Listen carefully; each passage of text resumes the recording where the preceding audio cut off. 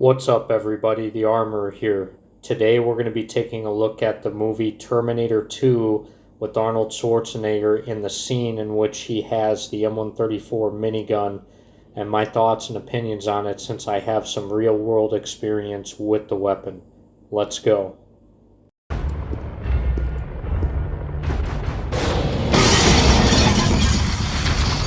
So this isn't necessarily related to the minigun, but I have to comment on this. Most high-rise buildings and skyscrapers usually have heat-strengthened and toughened pane glass 6 millimeters thick with a 30-year service life, and it would take an extreme amount of force in order to get it to shatter like that, which is fairly unrealistic in real life.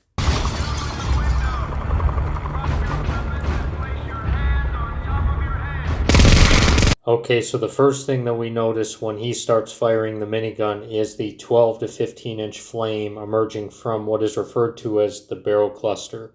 A lot of misconceptions are that there are 6 barrels in a minigun and that all 6 barrels are firing rounds at the same time, which is not accurate. It's only one barrel firing one round at a time as it passes the elliptical cam path, firing the bullet at approximately the 10 o'clock position if you look at the barrel cluster.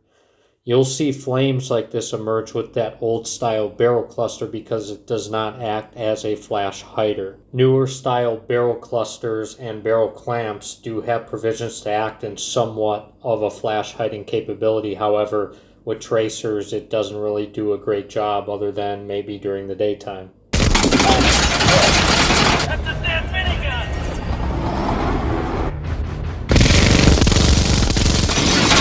A lot of people are going to ask about how many rounds exactly does the gun fire because it seems like an insane amount of firepower coming from the barrel, which it absolutely is. It's approximately 50 rounds a second and about 3,000 rounds a minute, so the firing rate is actually pretty accurate.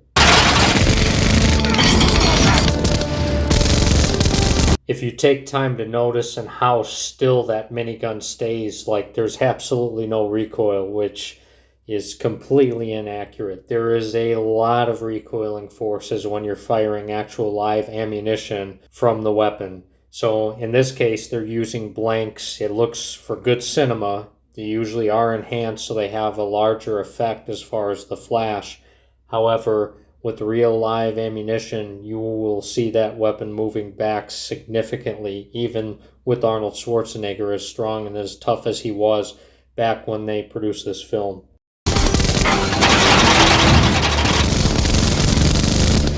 In any practical application or normal configuration, this weapon is always going to be pintle mounted on some sort of system or vehicle or aircraft. It's never going to be hand carried like this.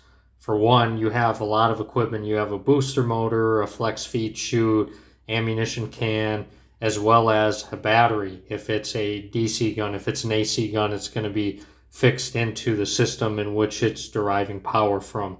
So in that aspect, the handheld minigun is kind of a farce. It could be a thing, but it's definitely not practical in any regard. And it adds a lot of weight to the weapon, which is already pretty significantly heavy.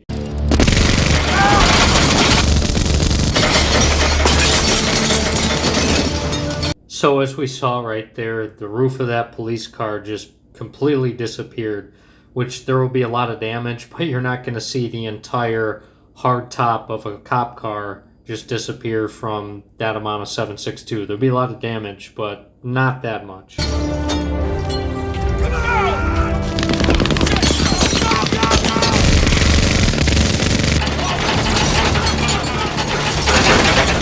So you can see as he trains the gun on the rest of those cop cars, they do not suffer as much damage as that first cop car, which just completely shredded that top. So that's a little bit more realistic.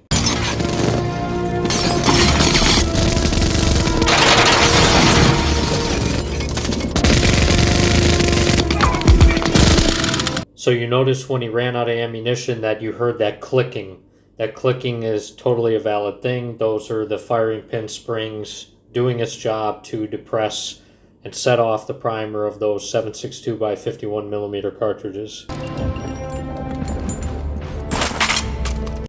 I don't know about any of you, but that sound of the M134 hitting the floor after running out of ammunition was totally badass.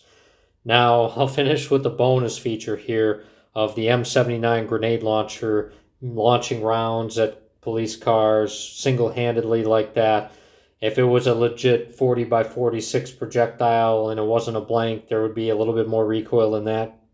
But I hope you guys enjoy these video clips where I'm reviewing guns and movies and giving my expert opinion on them. Please like, comment, and subscribe. Thank you for watching. We'll see you guys in the next one. Take care.